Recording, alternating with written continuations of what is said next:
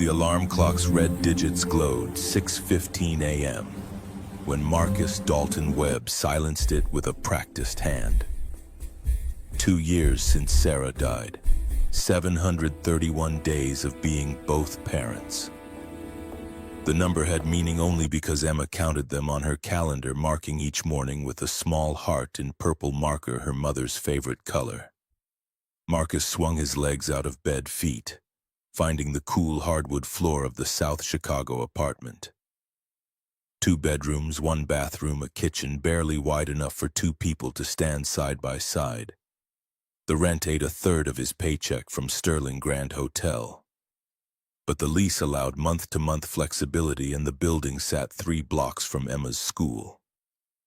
Location mattered more than comfort when your 9-year-old daughter couldn't hear danger coming.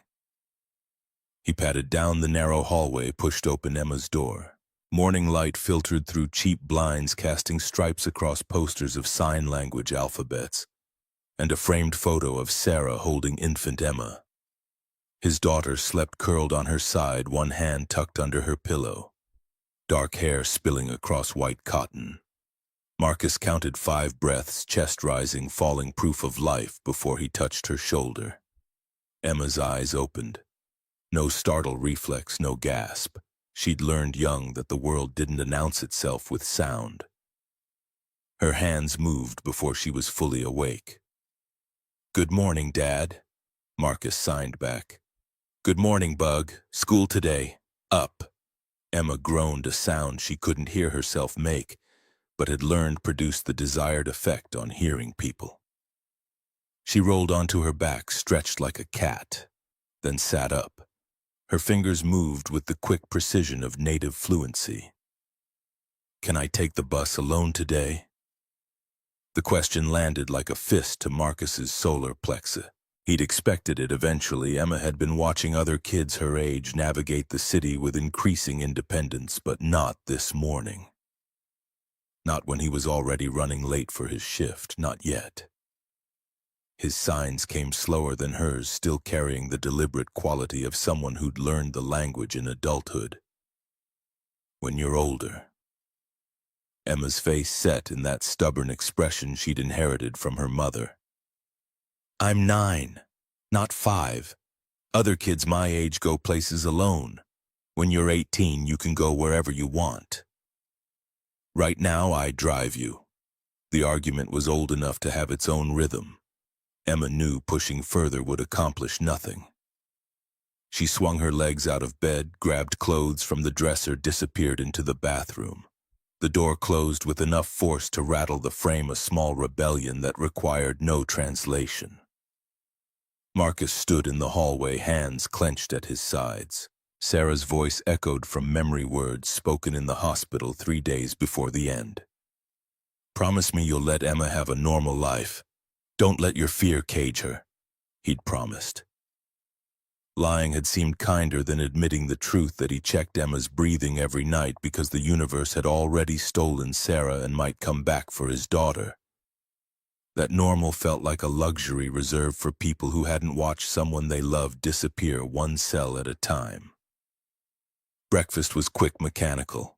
Scrambled eggs, toast, orange juice. Emma ate while reading a book about marine biology, her eyes tracking illustrations of creatures that lived in permanent darkness. Marcus cleaned the kitchen, packed her lunch, tried not to notice how much she looked like Sarah when she concentrated, the same slight furrow between her brows, the same way her tongue pressed against her top teeth. The drive to Midwest Academy for the Deaf took 11 minutes in morning traffic. Emma stared out the window, sullen from their earlier exchange. Marcus pulled up to the drop-off zone, watched other parents executing the same ritual. Some signed goodbye. Most didn't. The hearing world hadn't learned to speak Emma's language, which meant she lived in perpetual translation, always accommodating, never accommodated. Emma grabbed her backpack, paused with her hand on the door handle. Her fingers moved. "Love you." Marcus's throat tightened. "Love you too. Have a good day." She climbed out, joined the stream of students flowing toward the building's entrance. Marcus waited until she disappeared inside another ritual, another check against disaster. Then he pulled back into traffic headed downtown. Sterling Grand Hotel rose 23 stories above Chicago's financial district, its limestone facade gleaming in October sunlight. Marcus had worked here 10 months, first as overnight maintenance, then day shift when Frank Morrison recommended him for the promotion. The pay was better, $14 an hour instead of $12, and the schedule ended at 4, which meant he could pick up Emma by 4:30. He parked in the employee lot, changed into his work uniform in the locker room. Dark blue pants, matching shirt with maintenance embroidered across the back, steel-toed boots that had seen better days. The transformation from father to janitor took 3 minutes. Becoming invisible required only walking through the service entrance. The hotel's back corridors smelled of industrial cleaner and the ghost of 1,000 room service breakfasts. Marcus pushed his cart toward the supply closet, mentally cataloging the day's tasks. Lobby floors needed mopping by 8. Third-floor conference rooms required setup for a noon meeting. The VIP wing demanded extra attention because wealthy guests noticed dust that ordinary people missed. Frank Morrison stood near the supply closet reviewing the day's maintenance schedule on a clipboard. 55 years old, built like someone who'd spent a career lifting heavy things, gray hair, cropped military short. He'd served 2 tours as a Marine, came home to work honest labor, raised 3 kids on a maintenance worker's salary. The left side of his face carried scars from an IED in Kandahar, thin white lines that mapped trauma he never discussed. "Morning, Webb. You're early." Marcus grabbed his mop bucket, started filling it from the industrial sink. Couldn't sleep. Frank studied him with the directness of someone who'd learned to read men's faces in combat. Emma still asking to ride the bus solo, Marcus's hands stilled on the mop handle. "How did you know?" Frank's expression softened. "My daughter pulled the same thing at 9. Wanted to walk to school by herself. I said no for 2 years. Marcus resumed filling the bucket, watching water cascade over institutional gray plastic. "What changed your mind?" Frank set down the clipboard, leaned against the concrete wall. "Lost my son in Kandahar. 2009. He was 22. After that, I held my daughter so tight she couldn't breathe. Wouldn't let her drive until she was 18. Didn't want her dating until 20. My wife finally said, 'You're not protecting her, you're suffocating her.' Hardest truth I ever heard." The sink continued running. Marcus didn't move to turn it off. "How did you learn to let go?" "Didn't. Still working on it. But I show up, do my job, try to be someone my kids can be proud of when they think about me. That's all we got, Webb, showing up and doing right when it counts." The water reached the bucket's rim. Marcus shut off the faucet, lifted the heavy load. Frank's words settled somewhere beneath his ribs, uncomfortable but true. "Coffee," Frank nodded. "Break room, 5 minutes." The hotel's employee break room occupied a windowless space on the basement level, furnished with mismatched chairs and a coffee maker that produced something approximating caffeine. Marcus poured 2 cups, black for both of them, and sat across from Frank at a scarred plastic table. Frank wrapped his hands around the mug, steam rising between them. "You got training most janitors don't have. Brennan mentioned you spotted a shoplifter last month before security cameras did." Marcus shrugged. "Old habits. 12 years in corporate security teaches you to read body language." Frank's gaze sharpened. "Brennan also said you assessed the exit routes during that kitchen fire drill, identified 3 bottlenecks before she did. Why'd you leave security work?" "Sarah got sick. Needed to be home more. Security required travel long hours, staying sharp for threats. After she died, I couldn't—" He stopped the sentence unfinished because some things couldn't be explained to people who hadn't lived them. Emma needed stability. This job provides that. Frank drank his coffee, let silence do the work of acknowledgement. Good kid, your daughter. Saw her at the school fundraiser last spring. She auctioned off those drawings, ocean creatures, right? Made $200 for the art program. Marcus felt the ghost of a smile. She wants to be a marine biologist, studies those deep-sea fish that live without light. Makes sense. Girl who lives in silence understands creatures that live in darkness. The observation hit harder than Frank probably intended. Marcus finished his coffee, stood. Better get to the lobby. Morning rush starts soon. Frank remained seated. Webb, you're doing right by that girl. Don't let fear make you forget that. Marcus nodded, carried his empty cup to the sink, headed toward the service elevator. Frank's words followed him like smoke, impossible to outrun, equally impossible to grasp. The Sterling Grand's lobby sprawled across 5,000 square feet of Italian marble and crystal chandeliers. Victoria Catherine Sterling had designed the space herself during the hotel's renovation 8 years ago, combining old money aesthetics with modern functionality. Guests checked in beneath a 40-foot ceiling, their footsteps echoing across floors polished to mirror brightness. Marcus started mopping at the lobby's east end, working in methodical strips that wouldn't leave streaks. The 8 o'clock crowd flowed around him, business travelers in expensive suits, tourists with cameras, delivery people hauling packages. They moved through his workspace without acknowledgement, their eyes sliding past him as if he were architectural rather than human. Invisible people see everything because no one remembers to hide from them. Victoria Sterling crossed the lobby at 8:15 heels, clicking a steady rhythm against marble. 48 years old, 5'7", dark hair pulled back in a style that probably had a name Marcus didn't know. Her suit looked like it cost more than his monthly rent. She carried a leather portfolio phone pressed to her ear, expression suggesting the conversation wasn't going well. She passed within 3 feet of Marcus, close enough that he caught her perfume, something floral and expensive. Her eyes never dropped to acknowledge his presence. Why would they? He was maintenance. Part of the building's function, no different than the heating system or emergency lighting. Marcus kept mopping, watched her reflection in the polished floor.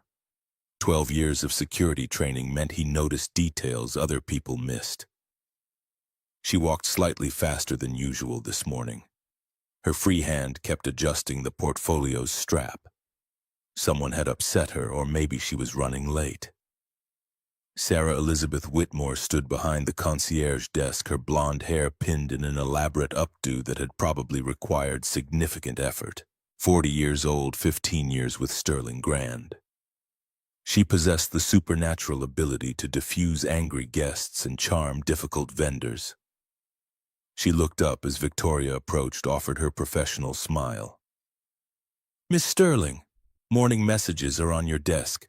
Mr. Hollis needs to discuss Q4 projections before the board meeting." Victoria's expression didn't change. "Tell Gregory I'll review the numbers at 1. Anything urgent, Senator Brennan's office called. They're moving tomorrow's meeting to 4 p.m. Fine. Adjust my schedule accordingly." Sarah made a note on her tablet. Also, the foundation director called. "Dr. Winters wants to discuss the scholarship program." Victoria's shoulders relaxed fractionally at the mention. "Tell Maggie I'll call her this afternoon." She continued toward the executive elevators, disappeared into a car marked for staff use only. The doors closed. Sarah returned to her computer. Marcus resumed mopping. The hotel's rhythm continued uninterrupted. Marcus had worked at Sterling Grand long enough to learn its patterns. Morning rush peaked between 8 and 9. Checkout rush hit at 11. The VIP wing required special attention because wealthy guests paid premium rates for perfection. The service corridors provided the most efficient routes between floors. Victoria Sterling walked through the lobby every morning at 8:15, coffee in hand. Phone to her ear, eyes fixed somewhere beyond the present moment. He'd never spoken to her. Couldn't remember her ever speaking to him. The gulf between CEO and janitor might as well have been measured in light years. Marcus finished the lobby by 9:30, moved to the third-floor conference rooms. Set up for a noon meeting required arranging 50 chairs, testing the projector, ensuring water pitchers were filled and glasses spotless. Mindless work that left too much room for thinking. Emma sitting in class, surrounded by teachers who understood her language. Sarah's hospital bed in those final days. Her hand growing lighter in his grip as if she were already leaving. The promise he'd made to let Emma live normally, a lie so obvious he wondered if Sarah had believed it. The morning passed. Lunch came from a deli across the street, turkey sandwich, chips, bottled water consumed in the break room while Frank discussed baseball scores. Marcus returned to work at 1, tackled the second-floor hallways, noticed a loose carpet tile near room 247. He called it in to maintenance coordination, received confirmation that someone would fix it tomorrow. 2 o'clock arrived. Marcus headed toward the VIP wing, pushing his cart loaded with supplies. The 6th floor required careful attention. This was where Sterling housed their most important guests, where luxury meant noticing the absence of anything that might suggest imperfection. He was mopping near the elevator bank when Victoria Sterling and an unfamiliar man emerged from the parking garage elevator. 2:15 p.m. She was early. Victoria typically returned from lunch meetings between 2:30 and 3. Marcus kept his head down, mop moving in steady arcs. 12 years of security training, whispered warnings his conscious mind took another 3 seconds to process. Victoria's posture was wrong. She held herself too rigid, shoulders drawn up, stride slightly off rhythm. The man walked half a step behind her hand, resting at the small of her back in a gesture that might look courteous to casual observation. But his fingers pressed too firmly against her jacket. His other hand stayed inside his coat pocket at an unnatural angle. Marcus's mop slowed. He angled his body to catch their reflection in the polished marble. The man was 40-something, dark hair, expensive suit, clean-shaven. His eyes moved, constantly checking angles, cataloging exits behavior. Marcus recognized because he'd done the same thing for 12 years. The man said something too quiet to hear. Victoria's spine straightened. Her left hand dropped to her side, fingers moving in quick, precise shapes. "Help me. Gun. Forced contract. Don't look up." The mop stopped mid-stroke. Water pooled at Marcus's feet. His heart hammered against his ribs, hard enough to make his vision pulse. The CEO of Sterling Grand Hotel had just signed to him in American Sign Language, had just told him she was being held at gunpoint, had just trusted that he would understand and act, and not get everyone killed. Marcus forced the mop to resume its rhythm, forced his breathing to stay steady, forced his eyes to stay down even though every instinct screamed to assess the threat directly. Looking up meant the gunman would know Marcus understood, meant Victoria's silent cry for help became a death sentence. They passed within 10 feet. Marcus watched their reflections grow smaller, watched them turn toward the VIP elevators. The man pressed the call button with his free hand. His other hand never left his coat pocket. Marcus's training catalog details automatically. Subject male, white, 40-45, approximately 6 feet tall, 180 pounds, no visible scars or distinguishing marks. Suit expensive, tailored, dark gray. Shoes leather, well maintained. Behavior controlled, methodical scanning environment, but not aggressively. Threat assessment, professional. This was not the man's first hostage situation. The elevator arrived. They stepped inside. Doors closed. Gone. Marcus set down the mop. His hands shook. 2 years since he'd needed to make a tactical decision under pressure. 2 years since Sarah's death had stripped him of the hardness required for security work. But the training didn't disappear. It just waited dormant for the moment when instinct overrode grief. Emma was at school, safe. Pick up at 4:30, 2 hours and 15 minutes. If Marcus intervened and died, Emma became an orphan. If Marcus did nothing, Victoria Sterling died in her own hotel. Sarah's voice from the hospital bed 3 days before the end promised me 2 things. Keep Emma safe, come home every night. He'd promised, meant it, would die before breaking that promise. Sarah's other words, softer spoken when she thought he was asleep. Don't let our daughter grow up thinking the world is cruel because no one helped when it mattered. Be the man who helps. Marcus grabbed the yellow caution sign from his cart, walked toward the VIP elevators. Placed the sign directly in the path anyone using those elevators would need to cross. Wet floor, slippery surface. A small delay, maybe 30 seconds, but enough time to reach the supply closet phone without being seen. He turned left, moved quickly but not running. Running drew attention. He was maintenance. Maintenance moved with purpose, not panic. The supply closet occupied a corner of the VIP hallway, unmarked door that most guests never noticed. Marcus slipped inside, closed it behind him, grabbed the wall-mounted phone. Extension 347 security office. The line rang once. Security. This is Ashford. Brennan Cole Ashford ran Sterling Grand's security with the efficiency of someone who'd spent a decade as a Chicago PD detective before private sector pay. Convinced her to switch careers. 35 years old, blonde hair usually pulled back in a practical ponytail. Sharp blue eyes that missed nothing. Marcus had spoken to her exactly twice, once during his initial hiring background check, once when he'd spotted a shoplifter in the gift shop. This is Marcus Webb, day maintenance. I need you to watch the VIP route right now. The CEO is in danger. Man with her has a weapon. Do not approach directly. Silent response only. Silence on the line. 2 seconds. 3. Then Brennan's voice came back, all business. Describe the man. Black suit, 40 to 45, white male, approximately 6 feet 180. Hand inside his coat pocket at unnatural angle. Subject has professional bearing, controlled movement, scanning environment, positioning himself away from camera angles. How do you know about the weapon? She signed to me. American Sign Language. Said he has a gun, forcing her to sign a contract. Another pause. You read sign language. My daughter's deaf.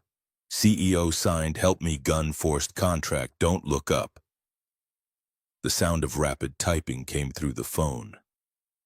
I'm pulling up cameras now, looking at lobby footage from 220. I see them entering. You're right, he's positioned himself strategically. Brennan's voice shifted, taking on an edge. You said your day maintenance. Your background check flagged corporate security experience. 12 years, risk assessment. Left the field 2 years ago. Why? Marcus gripped the phone harder. My wife died. Needed to be home for my daughter. More typing. Can you give me a threat assessment? Subject is not amateur. This is controlled extraction. Direct confrontation means bloodbath. We need silent coordination, controlled delays, box him in gradually. What's your recommendation? I can create legitimate maintenance delays, buy time. You coordinate emergency response. Brennan's response came quick. Do it. Create your delays, but stay safe. I'm calling Chicago PD now. SWAT on silent approach. Marcus, one more thing. Those cameras show him entering at 1:45 p.m. He came through the parking garage with company credentials. Electronic badge access. Marcus's stomach dropped. Inside help. Yeah, stay on your toes. If there's someone working with him, they might be monitoring security response. The line went dead. Marcus set down the phone, stepped back into the hallway. His heart still hammered. His hands still shook. But the old training settled over him like a familiar coat, uncomfortable but worn enough to feel natural. He was halfway back to his cart when Frank Morrison appeared around the corner, moving with the deceptive speed of someone who'd spent years carrying heavy equipment. The older man's scarred face showed no expression, but his eyes tracked Marcus with the attention to detail that marked former military. Frank didn't speak until they were close enough for quiet conversation. "Saw you moving different. Something wrong?" Marcus made a split-second calculation. Frank was prior service. Frank understood chain of command and operational security. Frank had a daughter. He'd understand. CEOs being held hostage. Man with a gun. I'm coordinating with Ashford. Frank's expression didn't change. His voice stayed level. "What do you need from me? Cover my routes." "Emma's pickup at 4:30. If something happens," Frank cut him off. "Nothing's gonna happen. You got training. You got instincts. And you got backup. I'll watch your six." The Marine terminology shouldn't have been comforting. Was anyway. Frank continued, "Your girl's safe. I'll pick her up myself if needed. School knows me from the fundraiser. You do what you gotta do." Marcus felt something loosen in his chest. Emma would be okay. Whatever happened in the next 2 hours, Frank Morrison would make sure Emma had someone to pick her up at 4:30. "Go." Frank jerked his head toward the VIP elevators. "Do your job. I'll handle the rest." Marcus grabbed his cart, headed back toward his position. Frank disappeared down the service corridor without another word. Brotherhood didn't require extended conversation. Just action. Just showing up. The VIP elevator bank sat empty. Marcus's caution sign remained in place. He positioned his cart at an angle that created a natural bottleneck. Anyone exiting the elevators would need to navigate around it, adding precious seconds of delay. Then he knelt by the electrical outlet near the elevator doors, pulled a screwdriver from his tool belt, removed the outlet cover. To anyone watching security cameras, he was maintenance checking potential electrical issues. To Brennan Ashford, watching from 3 floors below, he was marking his position and indicating readiness. His radio crackled, a small walkie-talkie clipped to his belt that maintenance used for coordination. Brennan's voice came through barely above a whisper. "Webb, this is Ashford. Can you hear me?" Marcus pressed the transmit button twice. 2 clicks. "Roger. Police are staging 3 blocks south. SWAT commander wants entry points and timing. I'm sending someone to the main lobby to create a distraction buffer. Keep normal activity visible so our subject thinks everything's routine. When I give you the signal, I need an audio distraction. Something that makes noise but doesn't look like an attack. Can you do that?" Marcus pressed the button twice. "Affirmative." "Good. Stand by." The radio went silent. Marcus continued working on the electrical outlet, moving with deliberate slowness. Time was the weapon. Every minute delayed was another minute for SWAT to position, for Brennan to coordinate, for someone to find a solution that didn't end with bodies on expensive carpet. His phone buzzed in his pocket. Text from Emma's school reminder: pickup today at 4:30 p.m. Reply yes to confirm. Marcus typed one-handed yes. Another buzz. This one from Frank: kids covered. Focus on your job. Simple. Direct. Everything that mattered said in 6 words. The elevator dinged. Marcus's hands stilled on the screwdriver. Footsteps emerged, 2 people moving together. Victoria's heels clicked against marble. The man's leather shoes made softer sounds. Marcus kept his head down, body angled so he appeared focused on the outlet. But his peripheral vision tracked their movement. They'd stopped at his caution sign. The man was frowning at the maintenance warning. Victoria's voice steady and professional. Sometimes the system glitches. We can take the service stairs if needed. The man's hand tightened on her arm, visible for just a moment before he adjusted his grip. We'll use the stairs. They turned toward the service stairwell. Marcus waited until they were 10 feet away, then stood, grabbed his cart, began pushing it in the opposite direction. He couldn't follow directly, too obvious. But the South Service stairwell connected to a basement-level maintenance corridor that would let him get ahead of them. His radio crackled. Brennan's subject is moving towards South Service stairwell. Where are you? Marcus pressed the button twice, then held it down. Morse code dit-dit-da-da. Heading to north stairwell to intercept. Copy. Do not engage. I repeat, do not engage. Marcus reached the north stairwell, yanked open the heavy door, started descending. His boots thundered against concrete. 3 steps at a time, hand on the rail for balance. The old security training overriding middle-aged knees that protested the sudden sprint. 4th floor, 3rd, 2nd. His radio crackled again. Subject just entered south stairwell at 6th floor. They're heading down. Hold at 1st floor landing. SWAT is entering building now through main entrance. We need to box him in without spooking him. Marcus reached the 1st floor landing, positioned himself behind the door. Through the small window he could see an empty hallway service corridor that led to the loading dock. If the gunman came through that door, Marcus was too close to avoid being seen. But from this angle he could assess the threat, communicate position to Brennan. Provide intelligence that might prevent someone from dying. Footsteps echoed in the south stairwell, heavy, descending rapidly. The man was moving fast. Something had spooked him. Marcus's radio subject is at 2nd floor and accelerating. He knows something's wrong. All units be advised, subject is aware of response and becoming unpredictable. The footsteps stopped. A door banged open. Victoria's voice strained. The stairs are fine. Why are we shut up? Gunman's voice, first time Marcus had heard it clearly. We're leaving. Now. Anyone tries to stop us, you die first. The footsteps resumed faster now. Marcus pressed his radio subject, panicking. Weapon no longer concealed. Repeat, threat is escalated. Brennan's response crackled. SWAT is 60 seconds out. Can you slow him without engagement? Negative. He's too close. Then get clear. Get out of there. Marcus looked at the door. 30 feet beyond it, Victoria Sterling was being dragged toward a loading dock by a man with nothing left to lose. 60 seconds felt like 6 decades. 60 seconds meant anything could happen. The door at the south stairwell burst open. The gunman emerged, first weapon now visible in his hand. A black semi-automatic pressed against Victoria's temple. His eyes were wide, scanning. He saw Marcus immediately. You! The gun swiveled toward Marcus, away from Victoria for just a fraction of a second.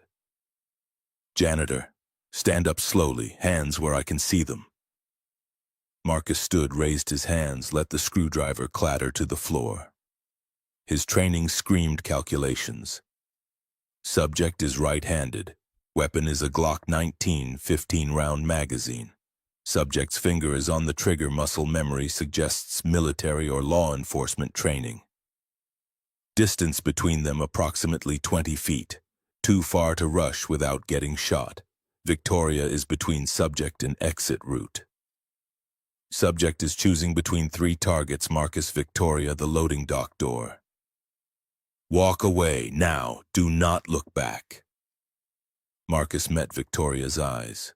She stood frozen, the gun's barrel leaving a small circular impression against her temple.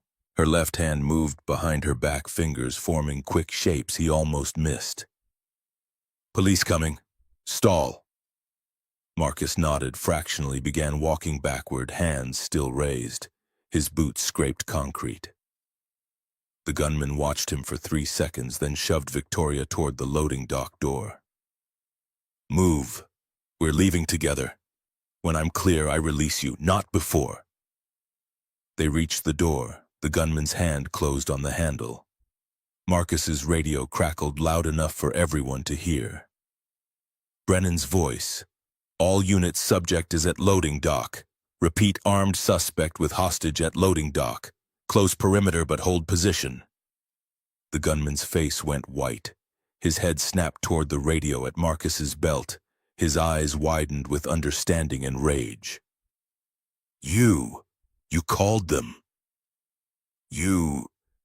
The fire alarm erupted.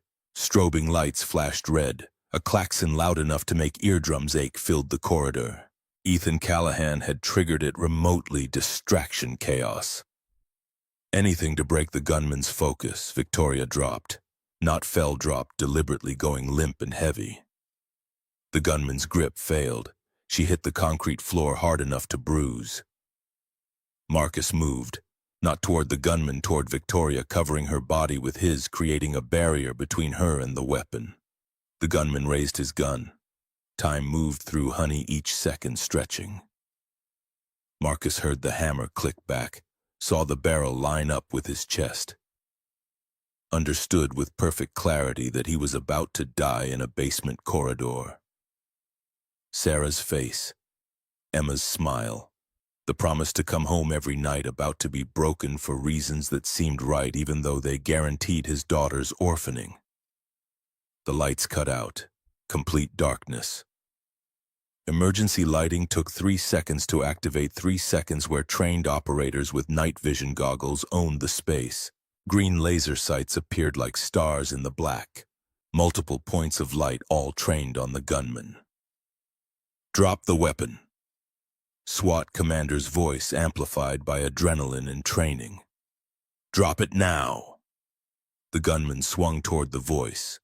Muzzle flash lit the corridor like lightning. The shot hit concrete, ricocheted, sent sparks flying. Return fire came instantly, not bullets, but a beanbag round that hit the gunman's shoulder with enough force to spin him sideways. His weapon clattered to the floor. SWAT officers emerged from darkness, tackled him face first into concrete, wrenched his arms behind his back. Zip-tie restraints appeared. Miranda rights began before the emergency lights finished their boot sequence. Marcus stayed over Victoria, feeling her breathing beneath him, feeling the slam of his own heartbeat trying to break through his ribs. Brennan Ashford appeared beside them, offered her hand. You can stand up now, Webb. It's over. Marcus pushed to his feet, legs shaking. Victoria sat up slowly, one hand pressed to her temple where the gun had left its mark. Her eyes found his. You saved my life. Marcus couldn't speak. His throat had closed. His hands were trembling too hard to sign even if she'd asked a question. Frank Morrison appeared from somewhere, gripped Marcus's shoulder. The touch grounding wordless acknowledgement of something too big for language. Detective Caroline Jane Pritchard arrived 6 minutes later. 45 years old, with dark hair pulled into a practical bun and eyes that had seen enough violence to recognize its aftermath. She took statements methodically, starting with Victoria, then Marcus, recording everything on a digital device that would become evidence. The loading dock filled with personnel. Chicago PD secured the scene. Paramedics checked Victoria for injury, minor bruising, elevated heart rate, otherwise unharmed. The gunman was loaded into a squad car, still screaming about lawyers and constitutional rights, voice growing distant as the vehicle pulled away. Marcus stood against the wall, watching it all with the detachment of someone whose adrenaline had burned out and left him hollow. His shift ended at 4. Emma's pickup was at 4:30. He needed to move, needed to function, but his legs wouldn't support the weight of everything that had just happened. His phone buzzed. Text from Frank heading to pick up Emma now. We'll bring her to hotel. You're in no condition to drive, Marcus typed back. Thanks. One word, inadequate, but Frank would understand. Brennan found him 20 minutes later after most of the emergency personnel had cleared. Her face carried new lines of stress, age accelerated by crisis. You did good work today, Webb. That training you claimed was rusty saved lives. Marcus shook his head. Just delayed. You did the real work. Brennan pulled out her phone, showed him frozen camera footage. The man you delayed, his name is Derek Michael Vaughn. He works for organized crime. Been setting this up for 18 months. If he'd gotten Victoria to sign those contracts before we could intervene, She would have lost controlling interest in Sterling Hotels by Monday morning. What about inside help? Already got him. Gregory Hollis, Senior VP of Operations. Been with the company 12 years. His badge was cloned to get Vaughn inside. Found $800,000 in gambling debts that were paid off 6 months ago. Vaughn's organization owned him. Marcus processed that, 12 years. Victoria had worked with someone for 12 years who sold her out for debt relief. Brennan continued, Detective Pritchard wants your full statement tomorrow. For now, you should go home. Get some rest. My daughter Frank's bringing her. They'll be here in about 5 minutes. Marcus nodded. His hands were still shaking. That would probably continue for a while. Emma arrived at 4:47 p.m. holding Frank's hand, with the trust of a child who'd learned that some adults could be counted on. She saw Marcus and broke into a run, throwing herself into his arms with the force of 9 years of pure relief. Her fingers moved rapidly against his back where Frank couldn't see, scared. Thought something bad happened. Marcus signed back. I'm okay. Everything's okay. Promise. Emma pulled back, studied his face with those dark eyes that missed nothing. She signed, You're lying. You look like the photos of you from when Mom died. The observation landed like a knife between ribs. Marcus knelt so they were eye level. Something bad almost happened, but it didn't. I'm here. I'm safe. We're going home. Emma's lower lip trembled. She threw her arms around his neck, buried her face against his shoulder. Marcus held her, felt her breathing, counted each one until the tightness in his chest loosened enough to permit speech. Frank stood a respectful distance away, giving them space but remaining present.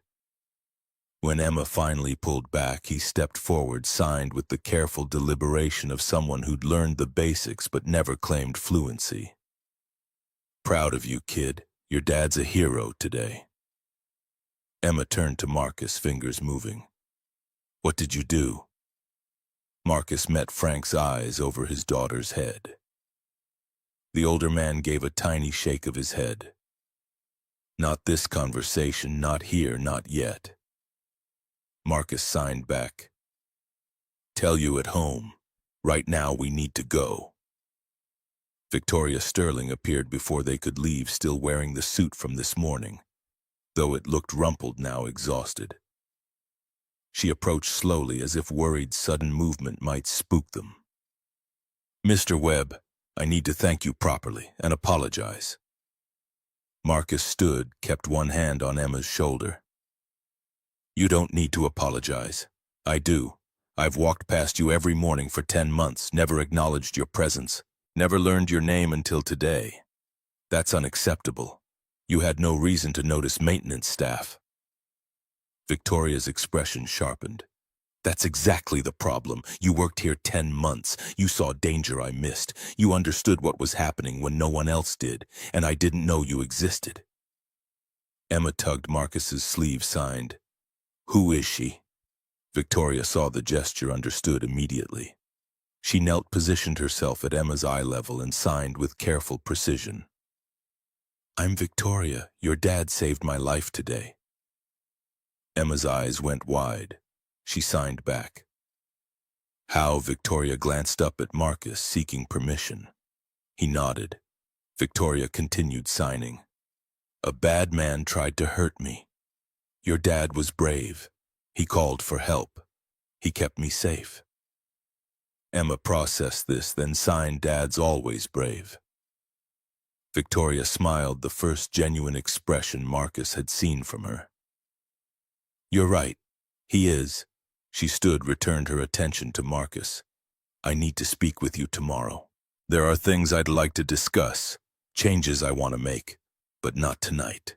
Tonight you should be with your daughter. Marcus nodded. Tomorrow's fine. Victoria reached into her jacket, pulled out a business card. My direct line. Call any time. Marcus took the card, felt the weight of expensive paper stock. Thank you. Victoria started to leave, paused, turned back. Mr. Webb, one more thing. That sign language you learned for your daughter, that saved me today. Never think the languages we learn for love are wasted. She walked away before Marcus could respond. Emma tugged his hand, pointed toward the exit. Marcus lifted her onto his hip even though she was technically too old to be carried, felt her weight settle against him, breathed in the strawberry scent of her shampoo. Frank walked them to the parking lot, waited while Marcus buckled Emma into the back seat. The older man's scarred face showed no emotion, but his voice carried something Marcus couldn't quite name. Take tomorrow off. You earned it. My shift will be covered. Already talked to building services. You need a day to process. Marcus wanted to argue, couldn't find the words. Frank continued. What you did today, that's the kind of thing separates men from boys. You got a good kid there. Make sure she knows her dad's someone worth being proud of. She knows. Make sure she keeps knowing. Frank walked away. Marcus climbed into the driver's seat, started the engine, pulled out of the lot. Emma watched Chicago slide past her window, fingers occasionally moving in small signs she made to herself. A private language of processing and understanding. They stopped at Emma's favorite pizza place, thin crust, extra cheese, no questions about homework or bedtime.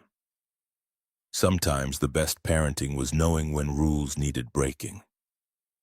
Emma ate 3 slices, drank 2 glasses of lemonade, drew pictures on the paper table covering while Marcus tried to remember how to feel normal.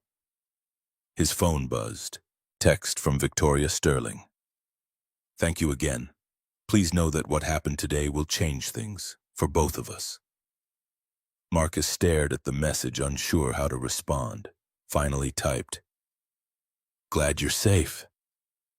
Emma looked up from her drawing. Dad okay?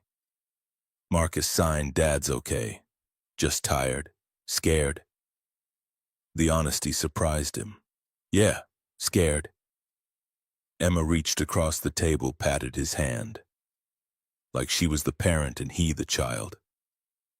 It's okay to be scared. Bravery is doing the right thing even when you're scared. That's what Mom said. Marcus's throat tightened. Mom was smart. Emma nodded seriously. Really smart. Then she returned to her drawing, 2 figures holding hands, carefully labeled Dad and Emma in purple marker. They drove home in comfortable silence.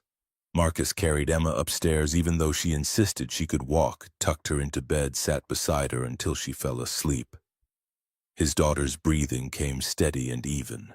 731 days of checking that rhythm. Tonight it mattered more than ever. He moved to his own room, sat on the edge of the bed, finally let himself shake. The delayed reaction hit like a wave. His hands trembled, his breathing came quick and shallow.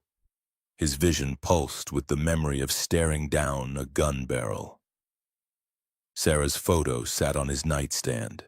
20 years younger, holding infant Emma, smiling at the camera with the confidence of someone who didn't know cancer was already growing in her cells. Marcus picked up the frame, traced her face with 1 finger. I kept my promise. Emma's safe. But I broke the other one. Almost didn't come home tonight. Sarah's face offered no answers. The dead couldn't provide absolution. Marcus set down the photo, pulled out his phone, looked at Victoria's text. What happened today will change things, for both of us. He had no idea what that meant, but tomorrow would come whether he was ready or not. Tomorrow meant conversations and explanations and decisions about what happened when invisible people became impossible to ignore. For tonight, Emma slept safely in the next room. Frank would cover his shift tomorrow. Victoria Sterling was alive because someone had learned sign language for love and happened to be mopping floors at exactly the right moment. Marcus lay back, closed his eyes, and waited for sleep that would probably take hours to arrive. Marcus woke to gray October light filtering through curtains that needed replacing. 6:40 a.m.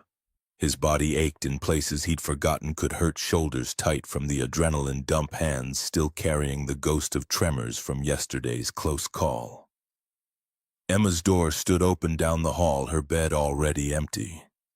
The smell of burnt toast drifted from the kitchen.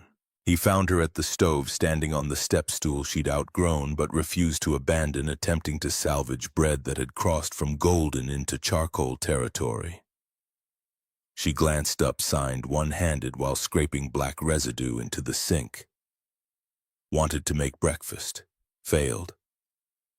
Marcus took over, started fresh slices in the toaster, cracked eggs into a bowl.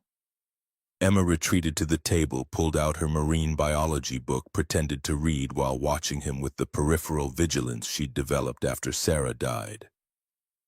Checking. Always checking to make sure he was still there. The eggs sizzled. Marcus's phone buzzed. Text from Frank. "Detective wants your statement this morning. 10 a.m. at the hotel. Brennan will be there too. Take your time getting in." Marcus typed back, "Thanks for yesterday, for Emma." Frank's response came immediately. "That's what brothers do." Simple words that landed heavier than they should. Marcus set down the phone, plated the eggs, carried them to the table. Emma closed her book, picked up her fork, ate 3 bites before her hands started moving. "You really saved someone's life." Marcus nodded.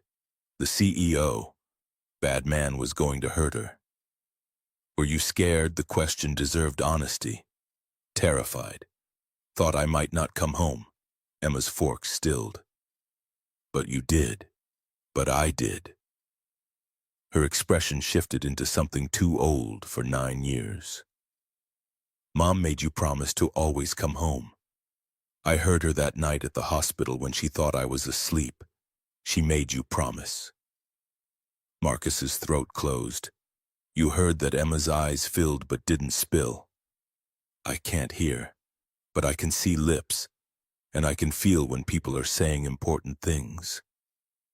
"She made you promise to come home every night. Yesterday you almost broke that promise." The eggs turned to ash in Marcus's mouth. He set down his fork, signed, "I'm sorry." "Don't be sorry for saving someone." Emma wiped her eyes with the back of her hand. "Just don't forget you have someone to come home to." The weight of 9 years of loss and resilience stared back at him from across the breakfast table. Marcus reached over, took Emma's hand. "I won't forget, promise." Emma squeezed his fingers, nodded, returned to her eggs. Crisis acknowledged, crisis filed away. Children adapted faster than adults because they had no choice. Marcus dropped Emma at school, Midwest Academy's familiar brick facade, students flowing through doors, signing conversations that needed no sound. Emma paused before getting out, signed, "Love you. Be careful today."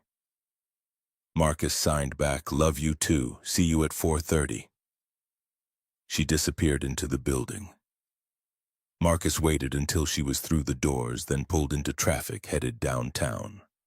Sterling Grand rose against the skyline like a limestone monument to wealth that couldn't prevent its own vulnerability. The parking garage entry looked the same as yesterday, concrete and shadows, and the memory of Derek Vaughn emerging from behind a pillar. Brennan Ashford met him in the lobby, wearing slacks and a blazer that couldn't quite hide the shoulder holster beneath. Her blonde ponytail was pulled tighter than usual, stress written in the set of her jaw. She led him to a conference room on the 3rd floor where Detective Caroline Pritchard sat reviewing a tablet case, files spread across the table like evidence of civilization's fragility. The detective looked up, gestured to a chair. "Mr. Webb, thanks for coming in. I need your complete statement from yesterday, everything you observed from the moment you noticed unusual behavior until the arrest." Marcus sat, recounted the timeline. Victoria's rigid posture, the man's hand placement, the sign language signal, his call to Brennan, the delay tactics, the stairwell confrontation, the fire alarm distraction, Derek Vaughn's weapon aimed at his chest in 3 seconds of darkness. Pritchard recorded everything, occasionally pausing to ask clarifying questions. When did you recognize Ms. Sterling knew sign language? How long did it take you to assess Mr. Vaughn as a professional threat? What made you decide to intervene rather than stay clear? The last question hung in the air longer than the others. Marcus met Pritchard's eyes. My wife made me promise 2 things before she died. Keep our daughter safe, and don't let Emma grow up thinking nobody helps when it matters. Yesterday I chose to keep the second promise. Pritchard nodded slowly. For the record, your choice saved Ms. Sterling's life. Vaughn had a timeline. If he'd gotten her signature on those contracts before we intervened, Sterling Hotels would have lost majority control by Monday morning. Legal ownership would have transferred to a shell corporation owned by organized crime. Victoria Sterling would have been terminated, possibly permanently. Brennan spoke up from her position near the window. We've been digging into Vaughn's operation since yesterday. He's not small-time. Works for an organization that specializes in hostile takeovers, the kind where executives sign over everything and then disappear. They've pulled this successfully in 4 other cities: Cleveland, Milwaukee, Minneapolis, Denver. Only difference is those executives didn't have someone who could read sign language mopping their floors. Marcus absorbed that. 4 other cities meant 4 other victims who didn't get saved. Pure luck that Victoria had learned ASL. Pure coincidence that Marcus happened to be exactly where he needed to be. Pritchard pulled up a photo on her tablet, turned it toward Marcus. Recognize this man? Gregory Martin Hollis stared from the screen, 50 years old, silver gray hair, expensive suit, the kind of face that inspired trust in boardrooms. Marcus shook his head. Never seen him. Senior Vice President of Operations. 12 years with Sterling Grand. Victoria Sterling's direct report. He cloned his own access badge. Gave Vaughn credentials to enter the building. Provided detailed intelligence on security protocols, staff schedules, Victoria's routine. The photo flicked to financial records, $800,000 in gambling debts accumulated over 3 years. Underground poker rooms, offshore sports betting, high-stakes blackjack in Vegas. He was drowning. Brennan continued the narrative. 6 months ago, Vaughn's organization paid off every cent. In exchange, Hollis became their inside man. Gave them everything they needed to plan the extraction down to the minute. He knew which cameras had blind spots, knew Victoria's schedule, knew the VIP wing would be empty between 2 and 3 p.m. on Wednesdays because housekeeping does deep cleans Monday and Friday. Marcus felt the shape of the betrayal. 12 years of trust purchased for less than $1 million. How much was Victoria supposed to sign over? Pritchard pulled up another document. The contract would have transferred 51% of Sterling Hotels' ownership to a Cayman Islands corporation. Market value approximately $200 million. Vaughn's organization would have taken controlling interest, installed their own board, liquidated assets, and disappeared within 6 months. Victoria would have been left with 49% of a gutted company. The numbers were abstract until Marcus imagined them as human cost. 200 million meant hundreds of employees, people like Frank and Sarah Whitmore and the housekeeping staff who kept the hotel running. Families depending on paychecks that would have evaporated while criminals stripped the copper wiring. Where's Hollis now? Pritchard's expression hardened. Cook County Jail. No bail. He's facing conspiracy to commit kidnapping, extortion, fraud, looking at 20 to 30 years if convicted. His lawyer's already trying to negotiate a plea deal in exchange for testimony about Vaughn's organization. And Vaughn maximum security. The man's got a list of priors that reads like a crime textbook. This was his 5th attempted corporate extraction. The first 4 succeeded because there was no early warning system. No janitor who could read sign language and think tactically under pressure. Marcus shifted in his seat. I didn't do anything special, just delayed him. You coordinated the actual response. Brennan moved from the window, sat across from him. Webb, you've got 12 years of corporate security experience. You recognized a professional threat in 3 seconds. You created strategic delays without tipping off the subject. You marked your position for tactical response. You put yourself between a hostage and a loaded weapon. That's not nothing. That's textbook crisis intervention. I just did what needed doing. Pritchard closed her tablet. That's the definition of courage. Doing what needs doing when everyone else freezes. The interview continued another 20 minutes, verification of details, timeline confirmation. Technical questions about Vaughn's behavior and weapon handling. Finally, Pritchard stood, extended her hand. We're done. You'll need to be available for the trial probably 6 to 9 months from now. Until then, try to get back to normal. Marcus shook her hand.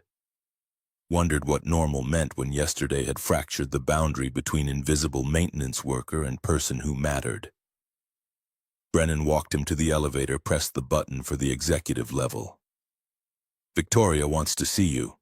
She's been in her office since 7 a.m.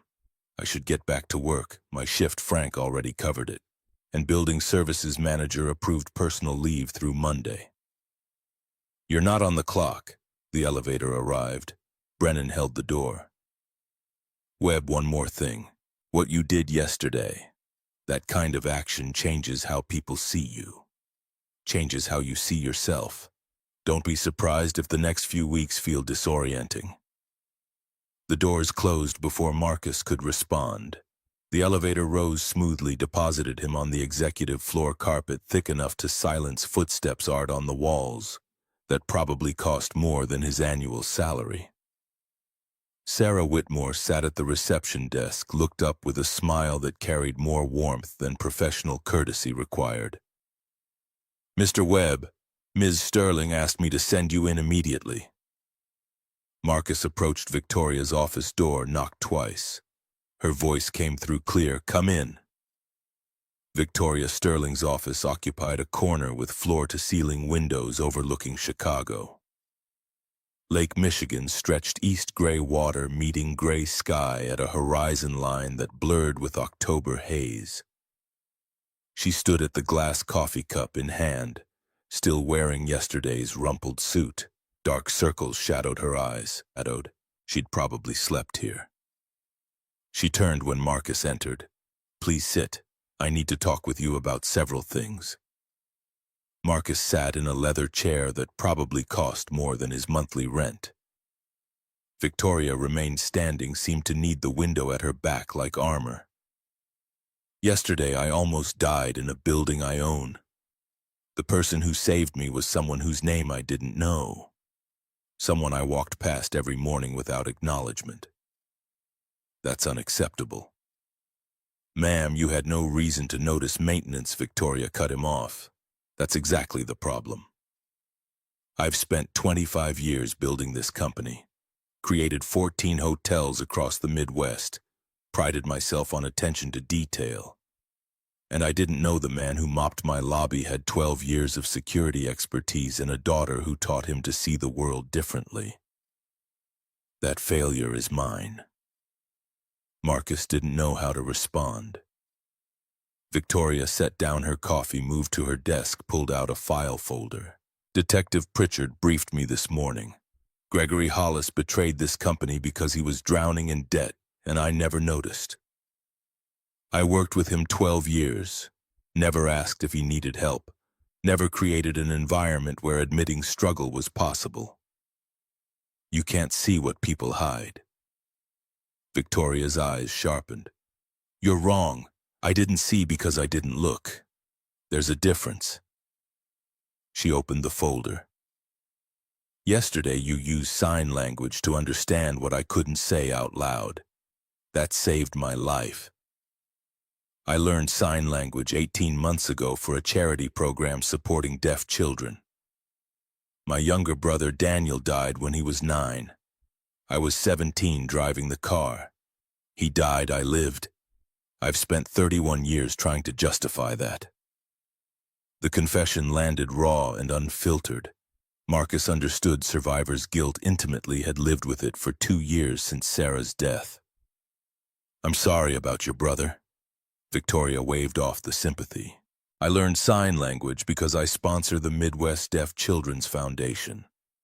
Thought it would honor Daniel somehow. Never imagined that skill would save my life. She pulled out another document. You learned sign language because you have a 9-year-old daughter who's deaf. When I signed to you yesterday, you didn't hesitate. Marcus found his voice. There wasn't time to hesitate. But if I'm honest, I did hesitate. 1 second. Thought about Emma. She needs me. But then I thought about my wife before she died. Victoria waited, gave him space for the words that came slowly. Sarah had cancer. Near the end, she made me promise 2 things. Let Emma live without being caged by fear, and don't let Emma grow up thinking nobody helps when it matters. His hands clenched in his lap. Love isn't what you say in the easy moments. It's what you do in the hard ones. Yesterday was a hard one. The words hung between them, truth distilled to its essential weight. Victoria returned to the window, looked out at the city. I spent 20 years building walls to protect myself. Physical walls, emotional walls, corporate hierarchy walls. Today I learned walls don't keep you safe. They keep you alone. She turned back. Yesterday I learned that safety came from connection, from building bridges instead of walls, from learning a language that wasn't mine, from trust. Marcus watched her process the revelation in real time, defenses cracking under the weight of yesterday's near death. Victoria pulled a business card from her desk, set it on the table between them. I want to create a fund to support families with children who have disabilities. Scholarships, therapy, equipment, family services. I'd like to name it after your daughter, the Emma Webb Foundation. Marcus stared at the card. That's generous, but it's not charity. It's recognition. Because you learned your daughter's language, you were able to help someone desperately. That deserves to be honored. My daughter's name on a foundation feels like... Like what? Like I'm accepting payment for doing what was right. Victoria's expression shifted, understanding landing. You're correct. Let me reframe. I'm creating this foundation because yesterday taught me that investing in people creates value money can't measure. Your daughter will benefit from this fund eventually. So will 80 other families in the first year. Is accepting help for your child equivalent to accepting payment for heroism? The distinction mattered. Marcus thought about therapy costs, about Emma's needs as she grew older, about the financial calculations that woke him at 3 a.m. If you frame it that way, yes. I accept. Good. She pulled out another document. Second thing, I'm offering you a position. Director of Employee Safety and Wellness, $85,000 annually. Flexible schedule to accommodate your daughter's needs. You would oversee security protocols, employee support programs, crisis response systems. Marcus felt the air leave his lungs. Ma'am, I'm a janitor. I don't have a college degree. You have something better. 12 years of corporate security experience, the ability to assess threats and coordinate tactical response, lived experience of being overlooked and undervalued. This organization needs someone who understands what frontline workers face. The offer was seismic, more than triple his current salary, a title that carried authority, recognition that felt simultaneously thrilling and terrifying. But something in Marcus recoiled from accepting what felt like charity dressed as promotion. He met Victoria's eyes. I appreciate the offer, but I need to be honest. I don't want a job because someone feels guilty. I don't want charity disguised as promotion. If you're offering this because you believe I'm qualified, say that clearly. If it's because you feel you owe me, I'll respectfully decline. Victoria straightened, respect flickering across her face. She walked back to her desk, pulled up files on her computer. You're right to demand clarity. Here's why you're qualified. Yesterday, you identified a professional threat in under 5 seconds. You coordinated with my security chief using tactical language that demonstrated operational expertise. You created strategic delays under pressure without escalating the threat. You positioned yourself between a hostage and an armed suspect. She turned the screen toward him. Brennan Ashford sent me this assessment report. She says you displayed better crisis management than half the security professionals she worked with in 10 years at Chicago PD. Marcus read the report, saw his actions from yesterday translated into professional terminology that made them sound more impressive than they'd felt at the time. Brennan had noted his tactical communication, his threat assessment accuracy, his ability to maintain operational security while coordinating emergency response. Victoria continued, I need someone who can identify security vulnerabilities before they become crises. Someone who can train employees to recognize danger. Someone who understands what it feels like to be invisible in your own workplace. Power isn't having people fear you. It's having people trust you enough to tell you when you're wrong. Yesterday, you showed me I was wrong about everything. You're exactly who I need. Not because I'm grateful, because you're qualified. The words shifted the equation from charity to opportunity. Marcus considered Emma's therapy costs, the cramped apartment, the future he wanted to build for his daughter. 3 conditions. 1, Emma's school schedule means I need to leave at 4 p.m. most days. 2, health insurance that covers her therapy without crushing deductibles. 3, I need to know this isn't temporary, that I'm not being set up to fail. Victoria didn't hesitate.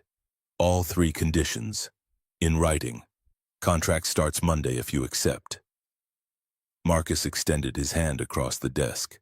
I accept. Victoria's handshake was firm, businesslike, the grip of someone closing a deal that mattered. Welcome to management, Mr. Webb. We have a lot of work to do. One more thing. Marcus withdrew his hand. My shift today, I should finish it. Even if I'm starting the new position Monday, I want to complete what I was hired to do. Victoria studied him. You're worried about leaving Frank short-staffed. Frank covered for me yesterday when I was coordinating the emergency response. Least I can do is finish today's routes. Brennan was right about you. Victoria returned to her computer. Go finish your shift, but Monday morning 8 a.m. you report here. We'll start with a complete security audit of all 14 Sterling properties. Marcus stood, moved toward the door, paused with his hand on the handle. Miss Sterling, Victoria, thank you for learning sign language, for building that bridge. Without it, I wouldn't have known you needed help. Victoria's expression softened. Thank you for being someone who knew how to cross it. The rest of Friday passed in surreal normalcy. Marcus returned to his janitor duties, mopped floors that still needed mopping, cleaned conference rooms that still required cleaning. Frank found him near the VIP elevators around 2 p.m., handed him a cup of coffee without comment. They drank in companionable slints. 2 men who understood that some conversations required no words. Marcus picked up Emma at 4:30. She signed questions about his day that he answered with careful omissions. Yes, he'd given his statement to the police. Yes, everything was fine. No. He couldn't discuss details yet. Emma accepted the evasions with the patience of a child who'd learned that adults sometimes needed time before truth. Saturday and Sunday blurred together, grocery shopping, laundry. Emma's homework, the ordinary rhythms of life that felt both comforting and strange after Thursday's adrenaline. Marcus found himself checking locks twice, startling at unexpected sounds, his body still processing trauma his mind wanted to file away. Monday morning arrived too quickly. Marcus dressed in khakis and a button-down shirt that felt like costume rather than clothing. The mirror showed a man playing dress-up, a janitor pretending to be management. Emma caught him adjusting his collar for the third time, signed, "You look professional. Stop fidgeting." Marcus signed back, nervous. Emma rolled her eyes with the exasperation only 9-year-olds could muster. "You saved someone's life. You can handle wearing nice pants." The observation was logical enough to cut through anxiety. Marcus dropped Emma at school, drove to Sterling Grand, parked in the employee lot. His badge still worked at the service entrance.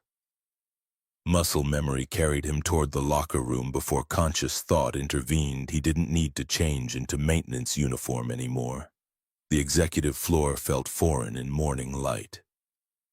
Sarah Whitmore greeted him with genuine warmth. "Mr. Webb, your office is ready. Third door on the left." The office was modest, one window, a desk, computer, filing cabinets. But it was his name on a placard outside, his space to occupy. Marcus stood in the doorway trying to reconcile this reality with 10 months of pushing a mop cart. Brennan appeared behind him. "Welcome to management." "Coffee." They walked to the break room, different from the basement employee space, furnished with better chairs and a coffee maker that produced actual espresso. Brennan poured 2 cups, handed one to Marcus. "Don't let imposter syndrome eat you alive. You earned this." "Earned? I feel like I'm playing pretend. Everyone feels that way the first week. Give it time." They sat at a small table. Marcus sipped coffee that tasted exponentially better than basement break room swill. Brennan pulled out a tablet. "Victoria wants a complete security audit of all Sterling properties. 14 hotels across 6 states. We're looking for vulnerabilities, badge access gaps, surveillance, blind spots, employee safety protocols, emergency response plans." "That's a lot of ground to cover. You've got budget and authority. Hire consultants if needed. But Victoria specifically wants your assessment first. Fresh eyes that understand both security expertise and frontline worker experience." Marcus processed the scope. "Where do I start here? This building. Yesterday showed us critical failures. Inside threat went undetected for 6 months. Emergency response coordination was improvised rather than planned. Employee safety protocols are inadequate. Your maintenance staff work alone in isolated areas with no panic buttons or check-in systems." The observation stung because it was accurate. Marcus had worked 10 months in conditions that left him vulnerable. "How did Vaughn enter the building originally?" Brennan pulled up security footage. "Parking garage, 1:47 p.m. Watch the vehicle entrance." The video showed a service van with Sterling Grand logo on the side, legitimate looking enough to pass casual inspection. Vaughn climbed out wearing maintenance uniform, badge clipped to his belt face, calm and unhurried. He swiped the badge, Gregory Hollis's cloned credentials, and entered without triggering any alarms. "Who verified that van?" "No one. Our protocol assumes anyone with valid badge access belongs here." Brennan fast-forwarded through footage. Vaughn spent 16 minutes surveying the building before intercepting Victoria in the parking garage.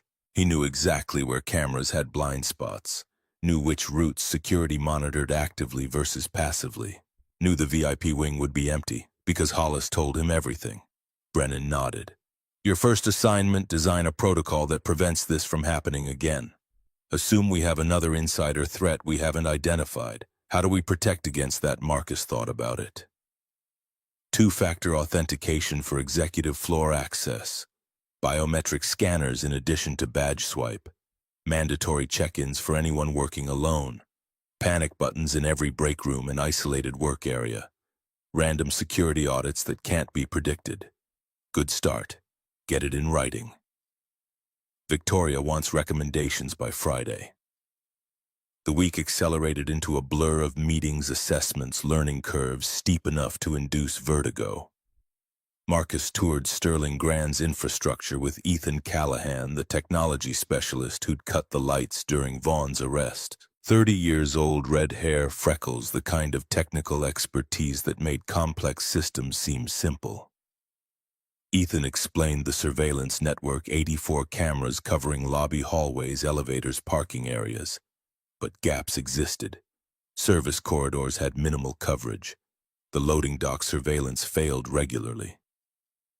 Camera angles created blind spots near emergency exits. Marcus took notes, mapped vulnerabilities, developed a mental model of how a professional threat would move through the building. By Wednesday, he'd identified 24 specific weaknesses ranging from inadequate lighting to unsupervised vendor access. Thursday morning brought a foundation planning meeting. Victoria had assembled a team: Dr. Margaret Winters from the Midwest Deaf Children's Foundation, a legal advisor, an accountant, and Marcus. They gathered in a conference room overlooking the city autumn sun slanting through glass. Dr. Winters was 50, gray hair, pulled back eyes that radiated competence and compassion. She'd brought portfolio materials, scholarship structures, therapy funding models, family support programs. We're proposing 3 tiers of assistance: educational scholarships for deaf and disabled children, medical and therapy funding with no income restrictions, family support services including counseling, job placement, and community resources. Victoria reviewed the materials. Budget $5 million, initial funding replenished annually from Sterling Hotel's profits. Legal advisor can structure it as a non-profit foundation with tax advantages. Marcus shifted uncomfortably. This is a lot of money attached to my daughter's name. Victoria turned to him. It's attached to what you represent. Every family struggling to support a child with disabilities deserves to know help exists. Your daughter is the symbol, but this serves everyone. Dr. Winters added, we're planning to launch publicly in January. Ceremony at Sterling Grand. First scholarship recipients announced. Media coverage to raise awareness. Marcus thought about Emma's reaction. She'd be simultaneously thrilled and mortified by public attention. Can my daughter be involved in selecting recipients? This can't be ceremonial for her. She needs to understand the impact. Victoria nodded. Agreed. Emma should review applications, meet families, understand how this helps people. She's part of this. The meeting continued another hour: legal structures, fund management, publicity strategy. Marcus contributed when asked, mostly absorbed information that felt both overwhelming and necessary.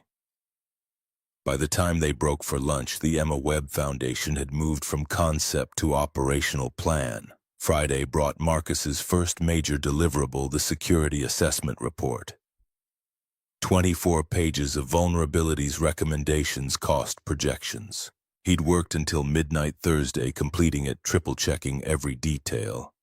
Because first impressions mattered when you were 48 years old and proving yourself in a field you'd left behind. Victoria called him to her office at 3 p.m. She'd printed the report, marked it with red pen, made notes in margins. She looked up when Marcus entered.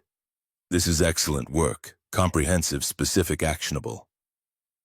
How much will implementation cost? Marcus swallowed. $3 million for biometric scanners, upgraded surveillance, and infrastructure improvements. Another $1.5 million annually for expanded security personnel and ongoing training. Victoria didn't flinch at the numbers. What's the cost if we don't implement another Gregory Hollis? Another Derek Vaughn? Another hostage situation where someone might not survive? She set down the report. I'm presenting this to the board next week. I want you there to explain the recommendations. The prospect of facing Sterling's board of directors triggered fresh anxiety. I'm not a public speaker. You coordinated a crisis response under gunfire. You can handle 14 business people in a conference room. Marcus wanted to argue, couldn't find grounds for refusal that didn't sound like cowardice. What day? Wednesday, 10 a.m. Bring your security expertise and be prepared to defend these numbers. Some board members will push back on cost. She met his eyes. But I'm also presenting a broader proposal. Living wage increases for all frontline workers. Expanded benefits. Profit sharing. Your security recommendations are part of a complete operational overhaul. That's going to be expensive. Victoria's expression hardened with determination. Employee turnover costs us more than fair wages. Gregory Hollis betrayed us because he was desperate and had no support system. I'm done building companies on the backs of people I don't value properly. The statement carried weight of genuine transformation, not charity, not guilt, but recognition that business models built on exploitation contain their own destruction. Marcus respected that, understood it, hoped the board would too. Wednesday morning arrived with October rain turning Chicago gray and cold. Marcus dressed in his best clothes, still not expensive but clean and professional. Emma signed encouragement at breakfast, told him to pretend the board members were just people who also got nervous sometimes. The boardroom occupied Sterling Grand's top-floor panoramic windows, offering views that probably cost extra in architect fees. 14 seats around a massive table, each occupied by people whose net worth exceeded Marcus's lifetime earning potential. Victoria sat at the head, Marcus to her right, Brennan on her left. Thomas Edward Ridley spoke first, 62, silver hair, old money radiating from his tailored suit. Let's discuss this proposal. You're asking for $3 million in security upgrades, $1.5 million annual operating costs, $2 million in wage increases, and another $1 million for benefits expansion. That's $7.5 million added expense annually. Victoria remained calm. That's correct. I'm also proposing profit sharing for all employees and comprehensive wellness programs. Patricia Ann Lang leaned forward, 58 institutional investor eyes that calculated return on investment automatically. This is a hotel company, not a charity. Shareholders expect profits, not philanthropy. Victoria's voice carried steel beneath velvet. Shareholders should expect hotels that don't make national news for hostage situations. She pulled up a presentation on the screen. Last Thursday, Gregory Hollis, senior VP I trusted for 12 years, betrayed us because gambling debts owned him. He sold us out for $800,000. Our security protocols failed to detect it. Our employee support systems failed to help him. And we came within minutes of losing controlling interest to organized crime. The room went quiet. Victoria advanced the slide. Marcus Webb, our new director of employee safety, has identified 24 critical vulnerabilities.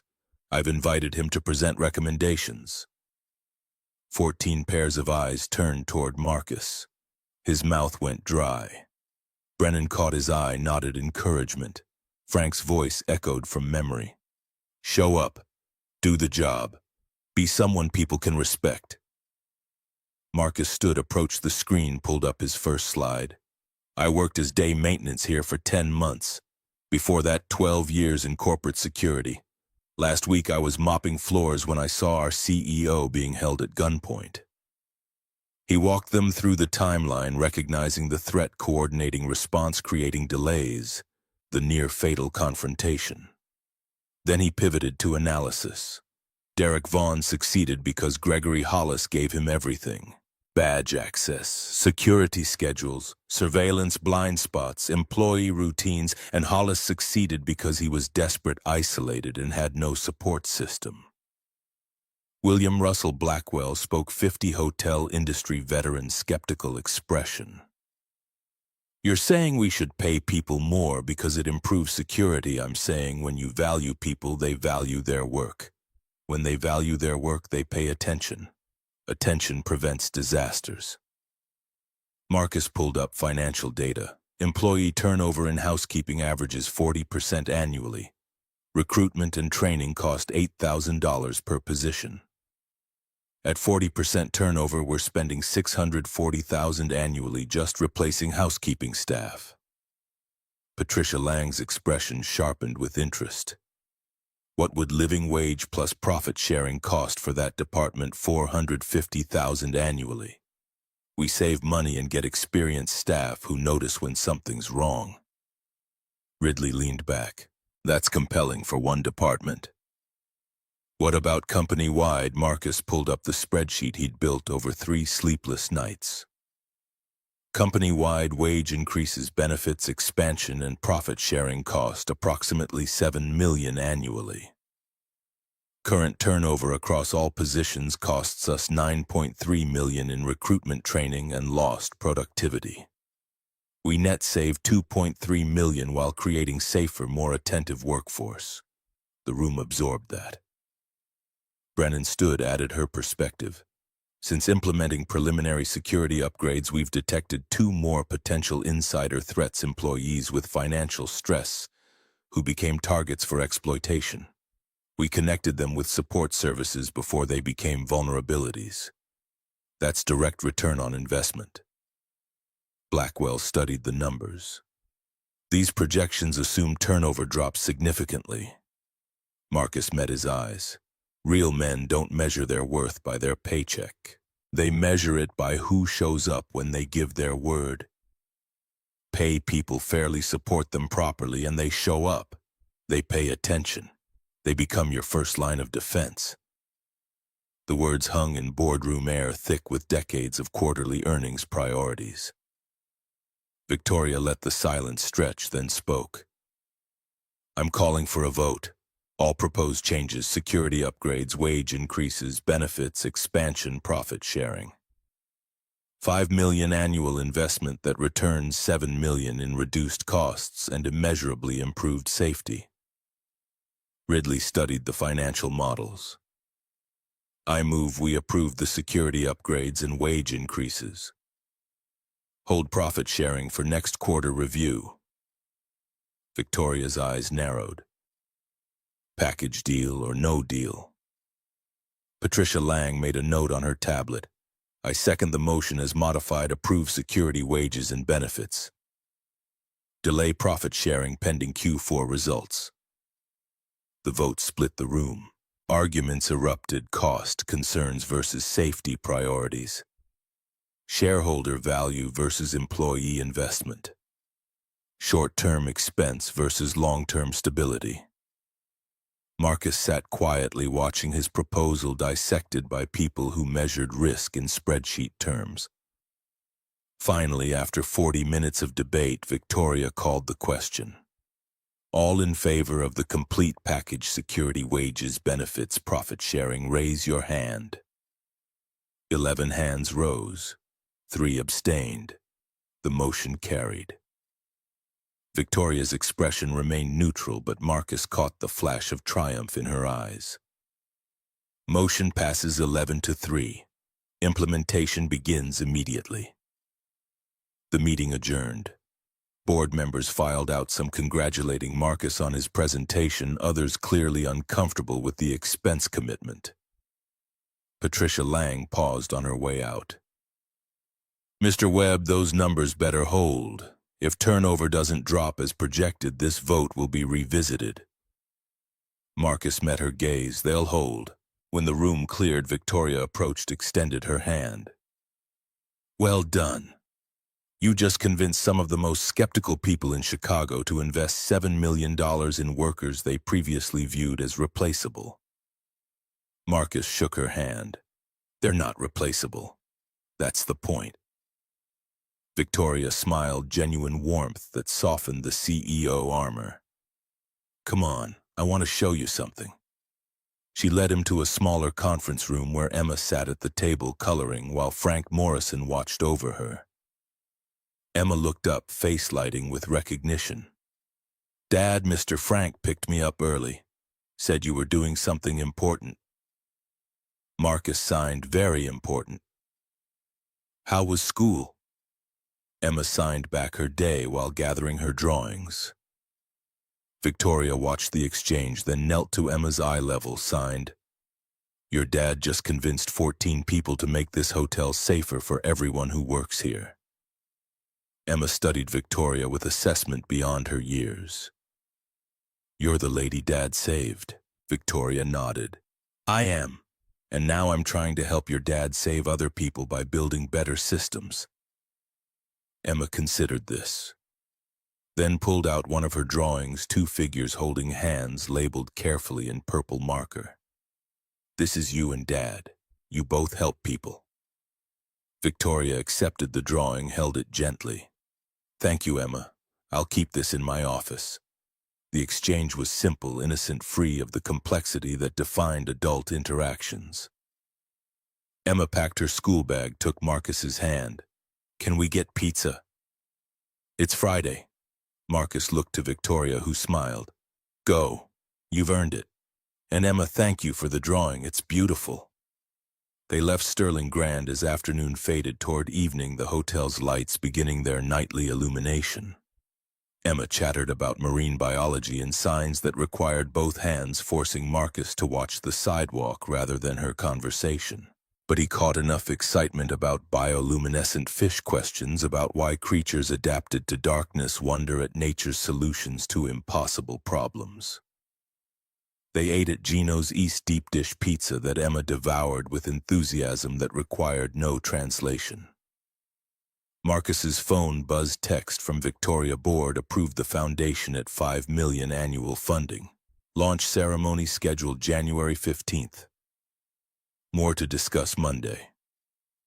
Marcus set down the phone, watched his daughter draw sea creatures on the paper tablecloth, and felt the shape of his life shifting into something unrecognizable. 2 weeks ago, he'd mopped floors and cashed paychecks that barely covered rent.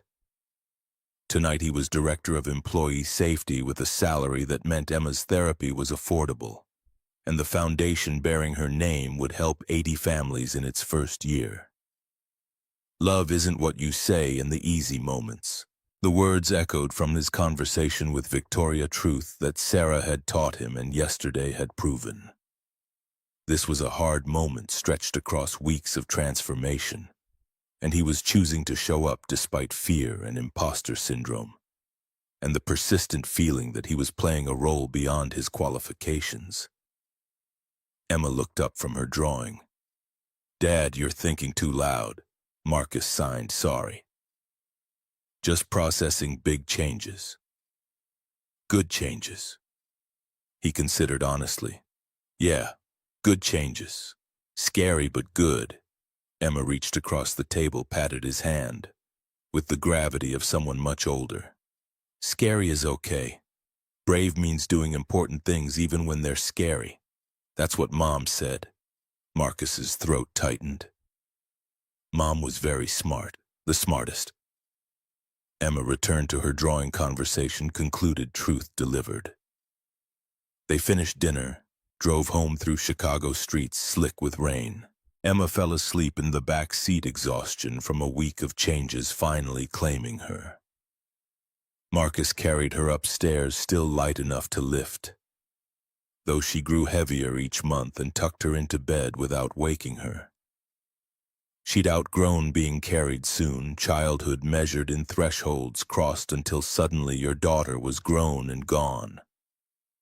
Marcus stood in her doorway, watched her breathe, counted 5 steady cycles. 745 days since Sarah died. Each one a small miracle of survival. Each one evidence that broken families could rebuild themselves into new shapes. His phone buzzed again. Text from Frank, proud of you, Webb. You did good work today.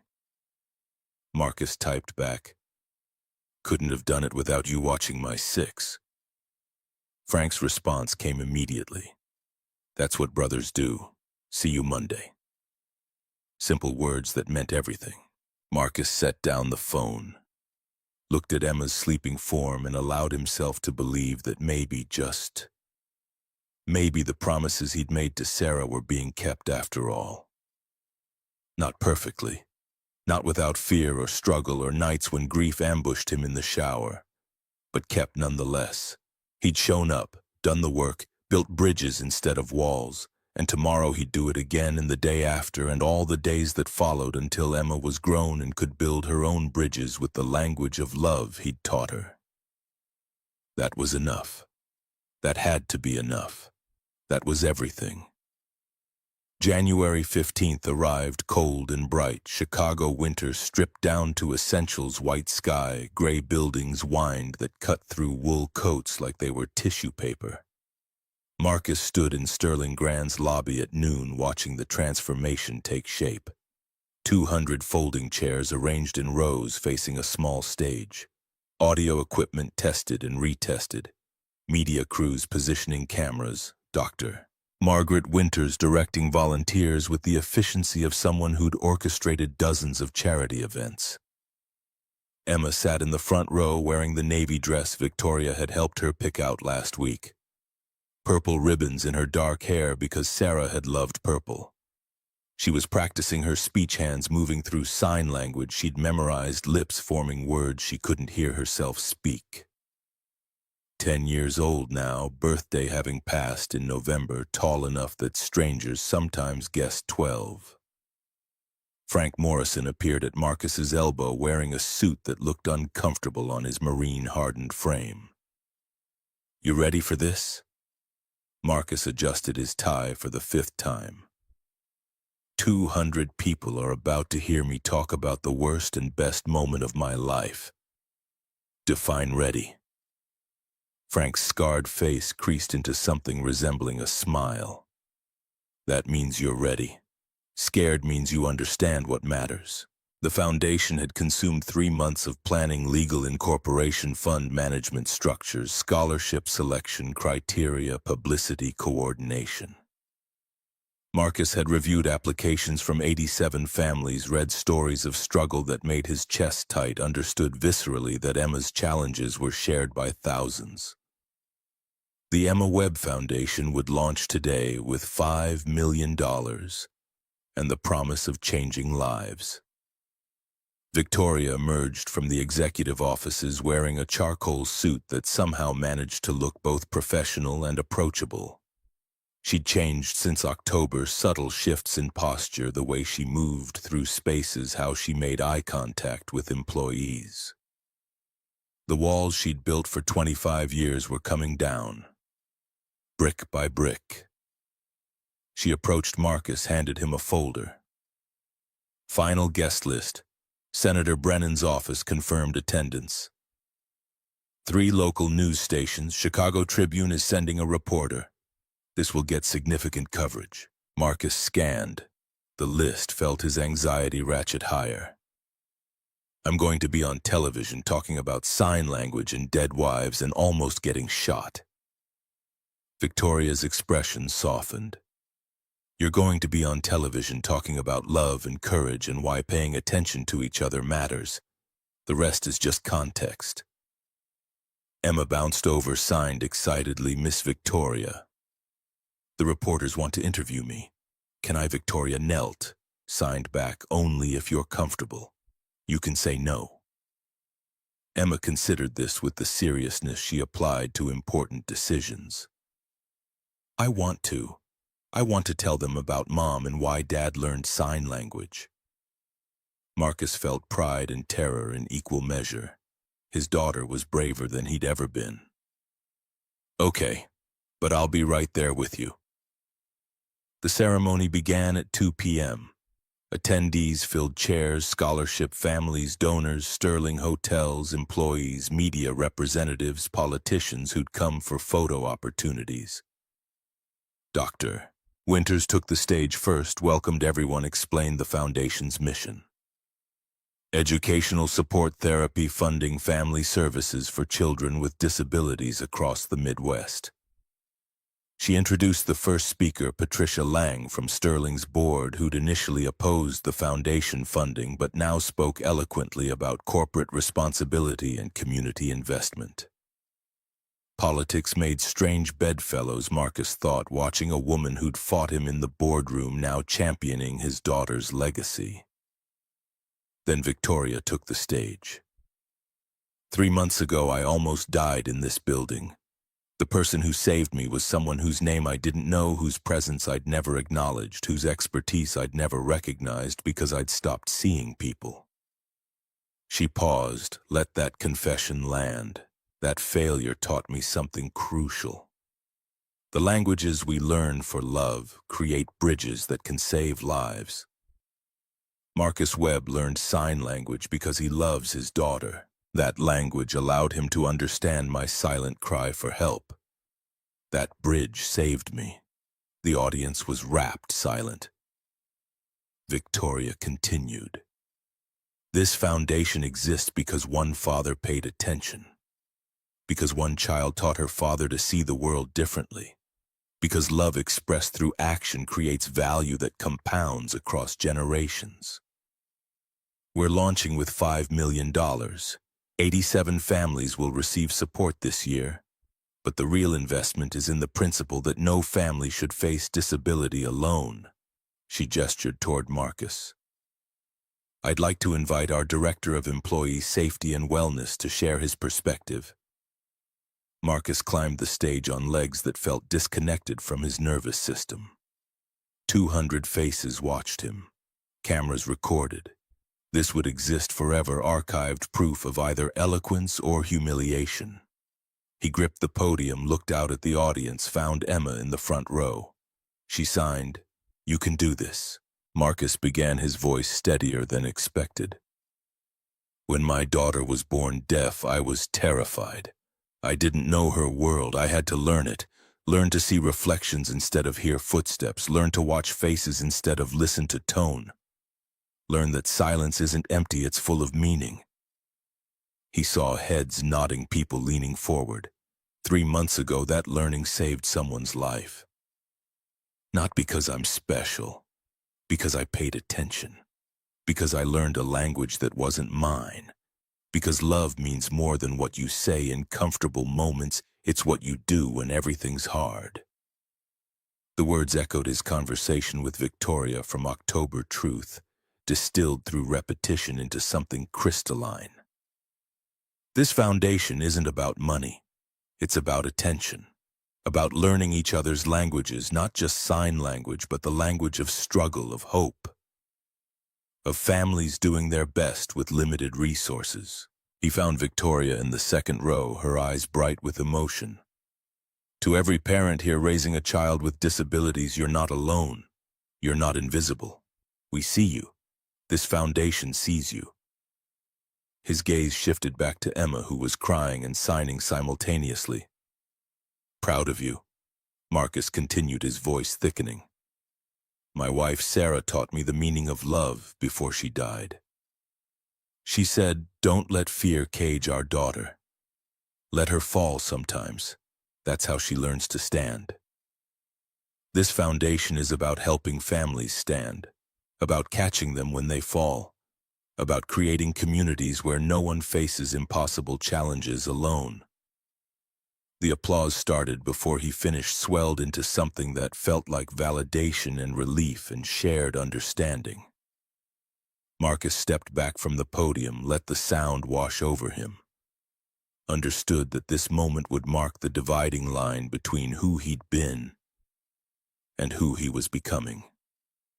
Dr. Winters returned to announce the first scholarship recipients, 10 families whose children would receive educational support, therapy funding, family counseling. Each family's representative came to the stage, collected envelopes, shook hands, posed for photographs that would appear in tomorrow's Tribune. Then Emma took the microphone. Dr. Winters had offered to interpret, but Emma had insisted on speaking herself, using the careful articulation she'd practiced with speech therapists. Her voice came out slightly too loud, vowels shaped oddly, but every word was clear. I can't hear myself talk. But I know words matter because my dad learned my language. He learned because he loves me. Miss Victoria learned sign language because she loves children like me. Love means learning. Learning means paying attention. Thank you for paying attention to us. The simplicity devastated. Adults who'd come prepared for corporate charity discovered themselves confronting a 10-year-old's unvarnished truth. The applause this time carried a different quality, softer, more personal.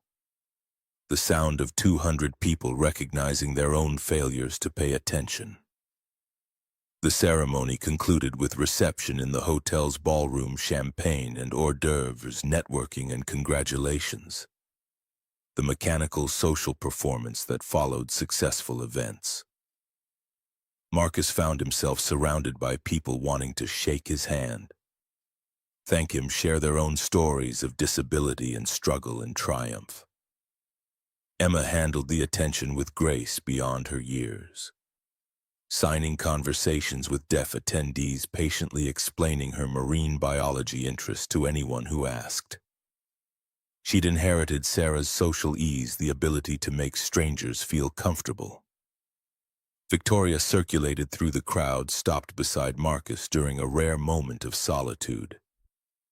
"Your daughter is remarkable." Marcus watched Emma demonstrate bioluminescent fish gestures to a fascinated reporter.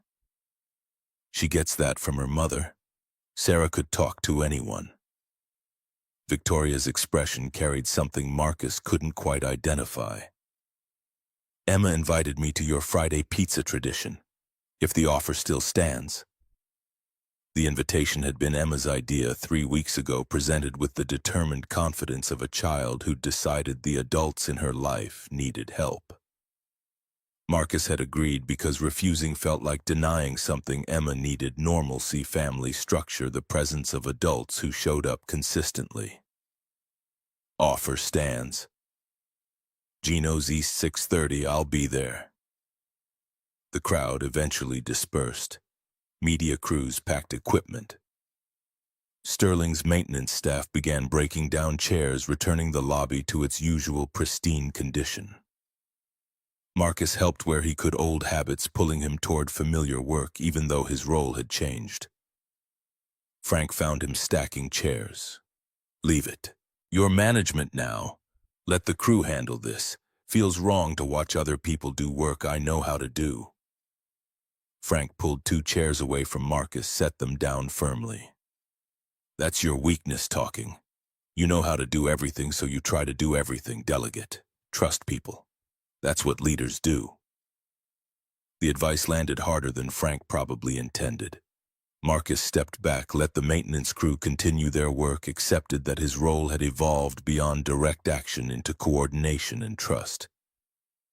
Emma appeared with her coat signed, "Can we go? I'm tired." They walked to the parking garage together. Chicago evening, already dark at 5:30, winter compressing daylight into scarce commodity. Emma chattered about the reporters, the families she'd met, the therapy equipment the foundation would provide. Her excitement was contagious, infectious hope that spread through proximity. Friday evening arrived with Emma practically vibrating with anticipation. She'd changed clothes 3 times, settled on jeans and her favorite purple sweater, brushed her hair until it shone. Marcus recognized the signs. His daughter had decided Victoria was important, worth impressing, someone who might become permanent. The observation carried weight and danger in equal measure. Marcus had kept his distance from romantic entanglement for 2 years, protecting himself and Emma from the vulnerability that came with caring. But Emma had made her decision unilaterally, and 10-year-olds possessed a clarity adults spent lifetimes trying to recapture.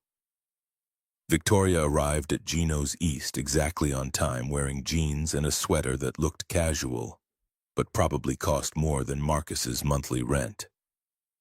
She'd pulled her dark hair into a ponytail, minimal makeup, the armor of corporate leadership stripped away to reveal someone who looked younger and more uncertain. Emma greeted her with a hug that Victoria returned with visible surprise. They slid into a booth, Emma on the inside, Marcus beside her, Victoria across. The waiter brought menus they didn't need because Emma always ordered the same thing. Victoria studied the paper tablecloth, the crayons provided for children, the casual chaos of a restaurant that prioritized food over atmosphere. "This is perfect."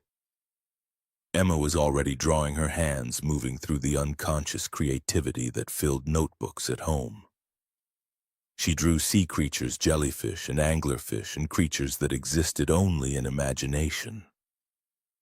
Victoria watched with genuine interest, asked questions in sign language that Emma answered with increasing animation.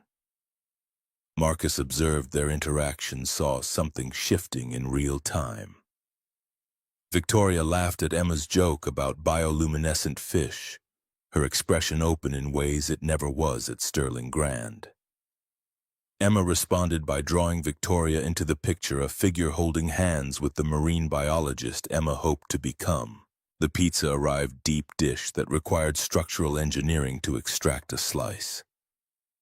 Emma devoured hers with the unself-conscious enthusiasm only children possessed.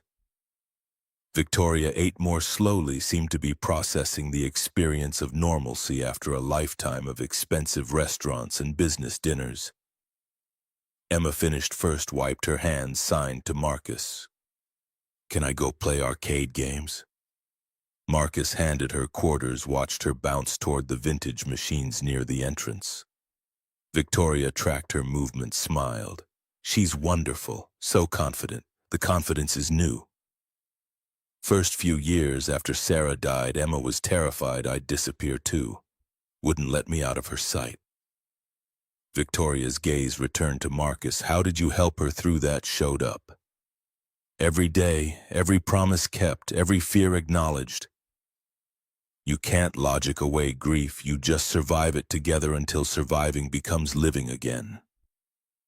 The words hung between them, heavier than Marcus intended. Victoria reached for her water glass, hands not quite steady. "I never had children. My marriage ended because I couldn't let anyone close enough to build family." Control felt safer than vulnerability. "What changed? You put yourself between me and a loaded weapon. That kind of action makes walls feel like cowardice rather than protection." Marcus met her eyes across scarred table surface. "Not cowardice. Self-preservation. Can't fault someone for protecting themselves from pain. But that protection becomes a prison eventually." Victoria set down her glass. "I've been thinking about October, about how close I came to dying alone in a building full of people. The only person who knew to help was someone I'd never acknowledged. That's what isolation creates, vulnerability disguised as strength." The confession felt raw, unfiltered, the kind of truth people usually reserved for therapists or very late nights. Marcus understood he was witnessing something rare, a woman who'd spent 48 years building fortress walls, choosing to tear them down brick by brick. Emma returned breathless from racing games, signed Miss Victoria, should come every Friday. Victoria glanced at Marcus, seeking permission that wasn't his to grant. Emma had made the decision. He nodded. "I'd like that." Emma's grin could have powered cities. She grabbed Victoria's hand, tugged her toward the arcade games. "Come play with me." Victoria stood, let herself be led, glanced back at Marcus with an expression that mixed terror and delight. He watched them disappear around the corner, two people learning each other's languages, building bridges that might become foundations. 6 months passed in acceleration that made October feel like decades ago. March brought security implementation across all 14 Sterling properties. Biometric scanners, upgraded surveillance, panic buttons in every isolated workspace. Employee turnover dropped from 40% to 18%. Incidents requiring emergency response declined by 60%. The Emma Webb Foundation awarded scholarships to 87 families. Media coverage generated donations that doubled the fund's endowment. Marcus reviewed applications, met families, understood viscerally that his daughter's name was becoming synonymous with hope. Emma turned 11 in November, celebrated with pizza and arcade games and Victoria's presence that had become expected rather than novelty. Friday nights had established rhythm, Gino's East deep dish pizza, Emma drawing while adults talked about everything and nothing. May arrived with Chicago, finally remembering warmth existed. Marcus sat in his office reviewing safety protocols for Sterling's Kansas City property, when his phone buzzed, text from Victoria. "Can you come to my office?" He found her at the window looking out at Lake Michigan, turned blue by spring sunshine. She turned when he entered, her expression carrying something he couldn't quite read. The board wants to expand the foundation nationally. 10 states, $25 million commitment over 5 years. Marcus felt the number like physical weight. That's significant. It's happening because you proved the model works. 87 families thriving, children getting therapy they couldn't afford, parents finding support networks. The data is compelling. Victoria crossed to her desk, pulled up documents on her computer. I'm also making a personal change. I'm stepping down as CEO, transitioning to chairman role, full-time foundation work starting in August. Marcus stared. You're walking away from Sterling. Not walking away. Stepping back. 25 years building hotels taught me how to create value. Now I want to create different kind of value. Foundation work matters more than quarterly earnings.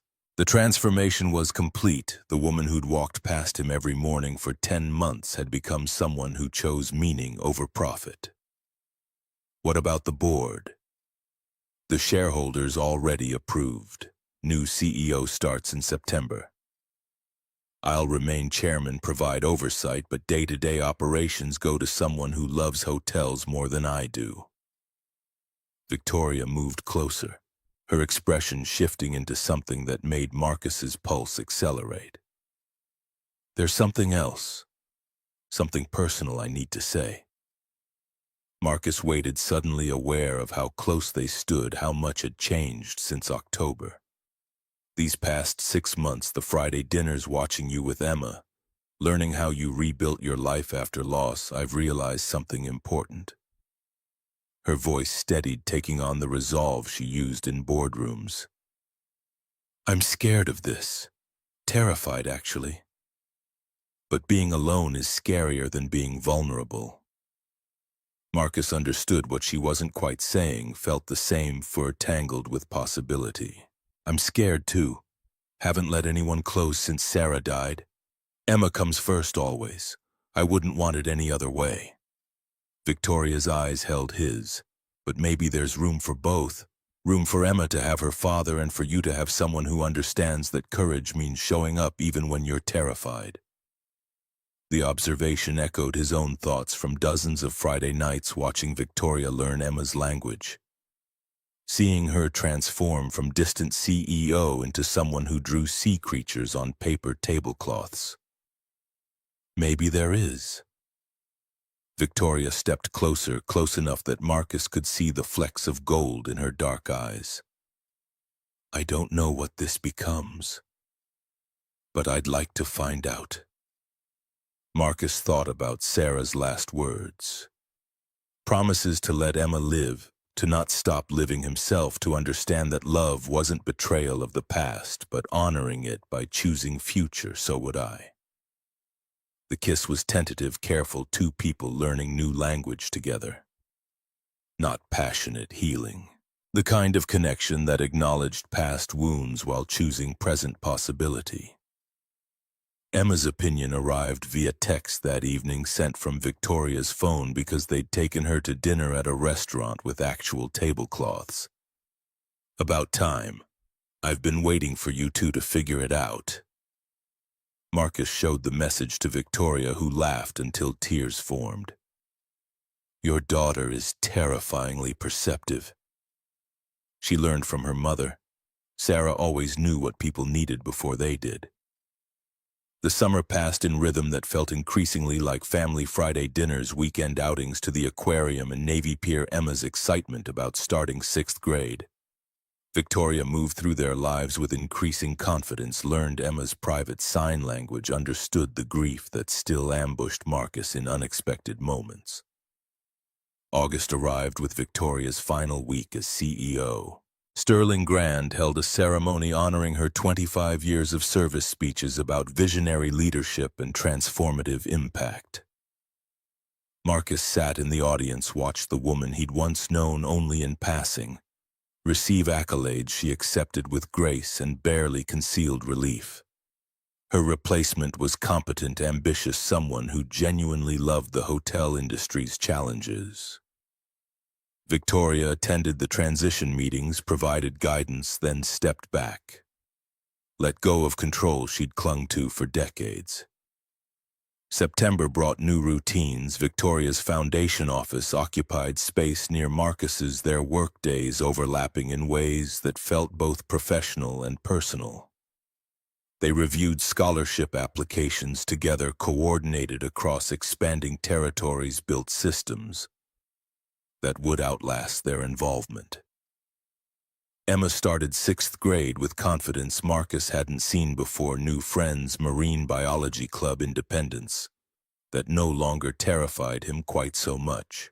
She rode the bus alone, now had proven herself responsible enough for freedom he'd once denied out of fear. Friday nights remained sacred. Gino's East Pizza arcade games, Emma drawing increasingly sophisticated sea creatures. But now Victoria's presence carried different weight, the shift from family friend to something more permanent, acknowledged in glances and touches and conversations that extended past Emma's bedtime. October arrived, 1 year since the day that had changed everything. Sterling Grand held a memorial service, not for tragedy but for transformation.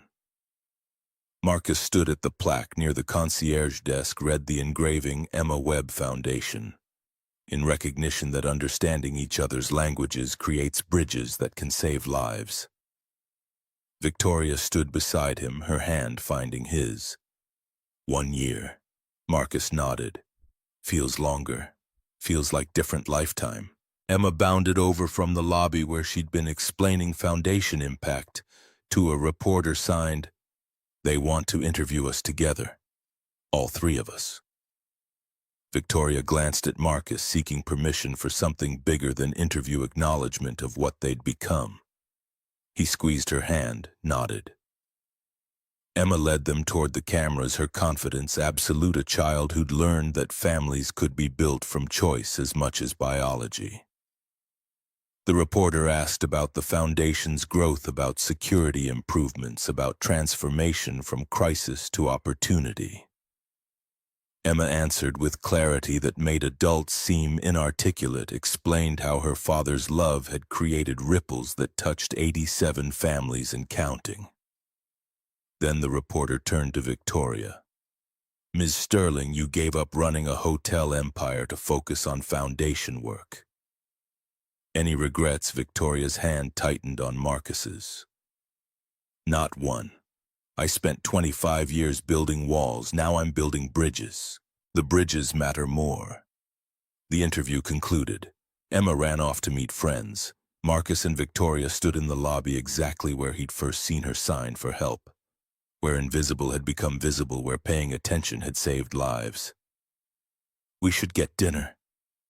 Victoria's voice carried something playful, lighter than the CEO persona she'd worn for decades. Gino's East. Marcus smiled. "Is there anywhere else?" They walked into autumn evening Chicago, cooling toward winter. The city's rhythm steady and endless. Behind them, Sterling Grand blazed with light, its marble floors reflecting everything past and present, loss and hope. The truth that real strength meant learning each other's languages and showing up even when terrified. Emma waited at the restaurant, already drawing sea creatures that glowed in darkness, already building her own bridges toward futures Marcus could only imagine. She looked up when they entered, signed, "Took you long enough." Victoria laughed, slid into the booth, picked up crayons, began drawing beside Emma. Marcus watched them, his daughter and the woman who'd learned to see him, both drawing creatures that thrived without light. Both teaching him that excellence wasn't just being seen, but seeing others that love. Wasn't just what you said in easy moments, but what you built through every hard one, that bridges constructed from attention and courage could bear weight beyond measurement. Sarah's photo sat on his dresser at home, her smile captured in permanent present tense. But Sarah had made him promise to live, to let Emma live, to understand that honoring the past meant choosing the future. Tonight with Emma drawing bioluminescent fish and Victoria's shoulder pressed against his. Marcus understood he'd kept those promises. The world continued turning. Families built bridges, children learned languages, people paid attention and showed up and chose courage over comfort. And somewhere in Chicago, in a restaurant that served deep dish pizza and provided crayons for dreaming three people who'd learned to see each other, created the kind of family that existed, because they'd chosen it again and again, through every hard moment until hard became home.